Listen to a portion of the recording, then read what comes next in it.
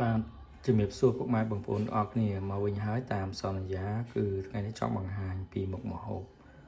សម្លម្ជូរគ្រឿងពោះគោបាទអញ្ចឹងសូមពុកម៉ែបងប្អូនទាំងអស់គ្នារីករាយទស្សនាដូចតទៅចំពោះគ្រឿងផ្សំយើងមានគ្រឿងគល់ក្រៃដែលយើងក្លុកហើយបាទចំពោះពោះគោយើងមានពោះគោបាទមានតកួនបាទមានម្ជូរ7បាទ7មានម្ទេសហើយនឹងស្លឹកក្រូចសើចដែរយើងមានស្លឹកកត្រួតដែរពុកម៉ែបងប្អូនអរគ្នាហើយសម្រាប់គ្រឿងផ្សំមានស្ករអំបិលប៊ីចេងទឹកត្រីប្រហុកបាទអញ្ចឹងចាំពុកម៉ែបងប្អូនអរគ្នារីករាយទស្សនាវីដេអូបន្តទៀតអរគុណគោយើងធ្វើការហាន់ជាចំណិតទូចៗមកពុកម៉ែបងប្អូនបាទឥឡូវនេះពូកគោយើងបានហាន់រួចហើយសូមបញ្ជាក់ពុកម៉ែបងប្អូនអរគ្នាសម្រាប់ពូកគោយើងធ្វើការស្រោះវាម្សៅសិនបាទស្រោះឆ្អិនម្សៅសិនហើយនេះរៀបចំហាន់ពោះគោហើយឥឡូវយើងចាប់ដើមធ្វើតែម្ដងបន្ទាប់ហ្នឹងយើងចាក់ខ្លាញ់ជ្រូកចូលដោយសារខ្ញុំប្រើខ្លាញ់ជ្រូកដូចជំរាបពុកម៉ែបងប្អូនដូចរាល់ដងអញ្ចឹងចាក់ខ្លាញ់ជ្រូកពេលឆ្នាំងក្តៅពីឆ្នាំងក្តៅហើយយើងដាក់ប្រហុកចូល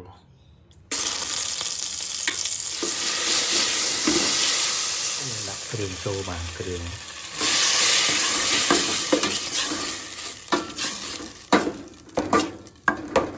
យើងកូរគ្រឿងដែលយើងដាក់ចូលជាមួយប្រហុកកូរដំបូងបាទកូរសប់ចូល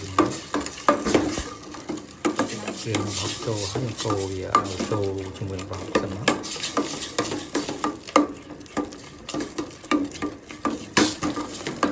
យើងដាក់ធ្វើការដាក់ពោះគោចូល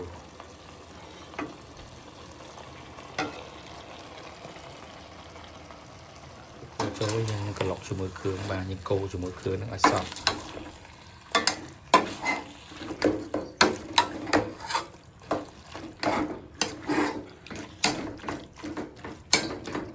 យើងដាក់អំបិលចូលរ៉ូឌីបាទទឹកត្រីស្ករនេះប៊ីចេងចុងក្រោយបាទតបមកយើងកូរចូលគ្នាទៅ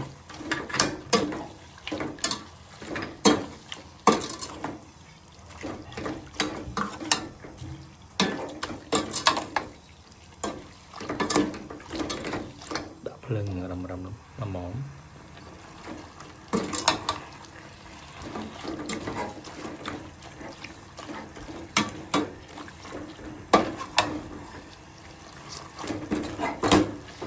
សម្លមុខនេះយើងអាចលូតខ្ទិះដូងឬថែមខ្ទិះដូងបន្តិចក៏កាន់តែល្អតែខ្ញុំអត់ប្រើខ្ទិះដូងទេដោយសារច្រំនៅចិត្តពុកម៉ែបងប្អូនអស់ខុសគ្នាអញ្ចឹងចំពោះខ្ញុំអត់ដាក់ទេព្រោះសារគូសាក៏ព្រោះសារអត់សូវចូលចិត្តព្រោះថាខ្លះថាតលន់អញ្ចឹងណាតែចំពោះពុកម៉ែបងប្អូនខ្លះបាទថែមខ្ទិះដូងតិចសម្រាប់ឲ្យបង្កើនរសជាតិកាន់តែឆ្ងាញ់ធ្វើការថែមទឹកបាទថែមទឹកពីចានហ្នឹងមកងាស់វាចោលថែមពីចានគោមហ្នឹងមកបាទចានគោមសឡុយហ្នឹងមកងាស់វាចោលដើម្បីផុយល្អបាទដើម្បីឲ្យពូកគោបរិសាពូកគោស្វិតយើងសោកស្ងោយម្សាប៉ុន្តែវាអត់តន់ផុយល្អទេដល់ពីដាក់ពូកគោប្រហែលជា5ទៅ10នាទីហើយឥឡូវពុះហើយអាចបើកមើលម្ដងបាទវាមិនតន់ផុយទេសម្រាប់ពូកគោហ្នឹងយើងបើកមើលម្ដងយើងមើលថាវាពុះហើយសម្រាប់ពុះហ្នឹងវាធ្វើឲ្យពោះគោហ្នឹងនៅក្នុងស្ថានភាពមួយណាហើយនឹងស្វិតនៅមិនទាន់ផុយល្អទេអញ្ចឹងយើងអាចបន្តមកងាស់វាអាច10ទៅ15នាទីទៀតបាទចំពោះពោះគោបាទយើងមកងាស់តលវាស្រក់ទឹកហើយជាពាក់កណ្ដាលឆ្នាំងបាទហើយយើងអាចភ្លក់មើលថាវាផុយនៅបានយើងថែមទៅលើតកួនហើយនឹងស្លឹកកត្រួតនេះហើយស្លឹកកត្រួតពុកម៉ែបងប្អូនស្លឹកកត្រួតបាទតែសំខាន់ធ្វើម៉េចឲ្យពោះគោនោះវាបានផុយល្អសិនបាទយើងអាចបាទតកួននឹងងាយស្រួលទេបើពោះគោឆ្អិនល្អផុយល្អយើងអាចបង់ទៅហើយបង់នឹងអំពិលទុំបាទរសជាតិហើយភ្លក់មើលថារសជាតិហ្នឹងវាប្រៃផ្អែមបាទវាជូរនៅហើយពោះគោនឹងវាផុយល្អនៅបាទអញ្ចឹងយើងមកងាស់សំខាន់គឺពោះគោដែលយើងមកងាស់ហ្នឹងវាផុយ ឬនៅអាចទទួលទានបាននៅបាទអញ្ចឹងសូមមកងាស់វាអាចមកស្ទុះទៀតសិនតែឥឡូវយើងគ្របវាសិនយើងមិនទាន់បានផុយល្អទេតែបានចាប់ដើមមក10នាទីមុនហ្នឹងពូកូយើងនេះល្អណាស់ឥឡូវគ្របវាទុកចោលសិនគ្របមកងាស់វាឲ្យវាផុយល្អសិនធ្វើការមកងាស់ហើយឥឡូវគិតថាវារីកបានគួរសមដែរតែវានៅតែមិនទាន់ផុយល្អឥឡូវយើងធ្វើការថែមតកដុំតកម្ដុំទូចដាក់ចូលដើម្បីវាផុយល្អដាក់ដុំតកឲ្យមកងាស់វាឲ្យឆាប់ផុយល្អជាងនេះទៀត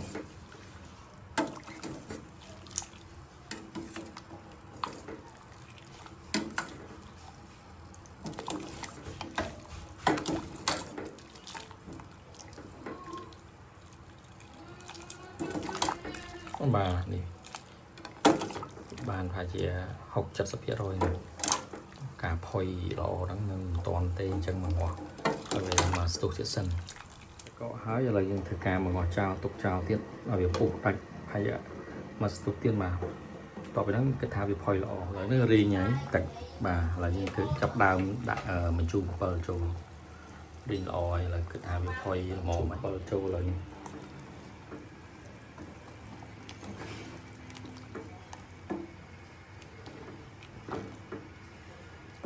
ជួយកូរវាតិចមកបាទកូរវាច្បល់នឹងជួចូលជាតិគ្នាឥឡូវគិតថាវាផុយល្អហើយតោះហ្នឹងយើងដាក់ស្លឹកកត្រូបចូលបាទកត្រូបចូលកូរវាមកស្ទុះទៀតមកស្លឹកកត្រូប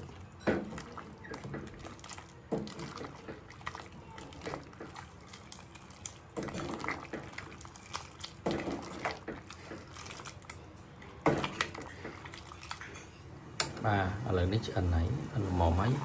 ផុយល្អហើយបាទចាំយើងធ្វើការដាក់ទៅគួនចូលផុយល្អហើយតទៅពីដាក់ស្លឹកកត្រូបចូលហើយវាមកងាស់មកស្ទុះដែរអញ្ចឹងខ្ញុំក៏បានភ្លក់ដែរមិញរសជាតិល្មមល្អជូរល្អឆ្ងាញ់បាទឆ្ងាញ់ហើយអញ្ចឹងភ្លក់ហើយរសជាតិសមល្មមហើយយើងធ្វើការដាក់ទៅគួនចូល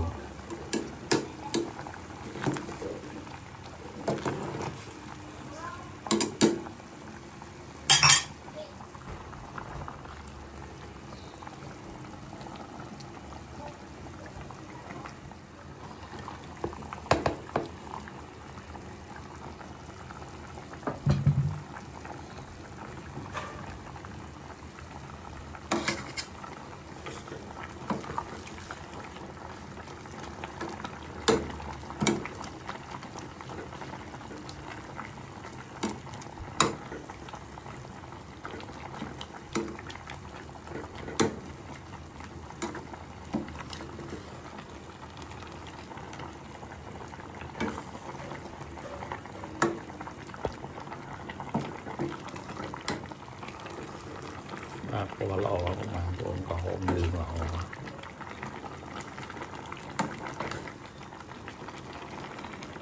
សម្រាប់មុខម្ហូបមុខនេះមានតែប៉ុណ្្នឹង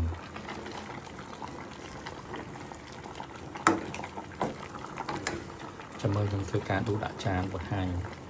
សកម្មភាពជូនបងប្អូនបាទបងប្អូនអរគ្នានៅពេលនេះវីដេអូសំណុំជូរគ្រឿងពូកូនៅពេលនេះបានដល់ទីបញ្ចប់ហើយបាទសូមថ្លែងអំណរគុណដល់ពុកម៉ែបងប្អូនទាំងអស់គ្នាបានទស្សនាវីដេអូនេះពីដើមរហូតដល់ចប់បាទជូនពរពុកម៉ែបងប្អូនទាំងអស់គ្នាបាទមានសុខភាពល្អរកទទួលទានបានជោគជ័យគ្រប់ភារកិច្ចទាំងអស់បាទជូនពរឆ្នាំសកល2026ខាងមុខនេះបាទឲ្យសំណាងល្អបាទជោគជ័យសុភមង្គលគ្រប់ក្រុមគ្រួសារទាំងអស់បាទសូមអរគុណសូមពុកម៉ែបងប្អូនទាំងអស់ជួយ like និង share និង subscribe channel YouTube ខ្ញុំម្នាក់មួយផងបាទសម្រាប់ខ្ញុំមានកម្លាំងចិត្តនឹងធ្វើវីដេអូជូនពុកម៉ែបងប្អូនបន្តទៀតបាទហើយបើសិនជាពុកម៉ែបងប្អូនចង់បាននៅមុខម្ហូបអ្វីប្លែកផ្សេងទៀតពុកម៉ែបងប្អូនអាចធ្វើការ comment ហើយខ្ញុំនឹងធ្វើជូនបាទព្យាយាមនឹងរកមុខម្ហូបថ្មីធ្វើ ធ្វើជូនពុកម៉ែបងប្អូនសម្រាប់ទស្សនាបន្តទៀតបាទសូមអរគុណសូមជម្រាបលាជួបគ្នានៅវីដេអូបន្ត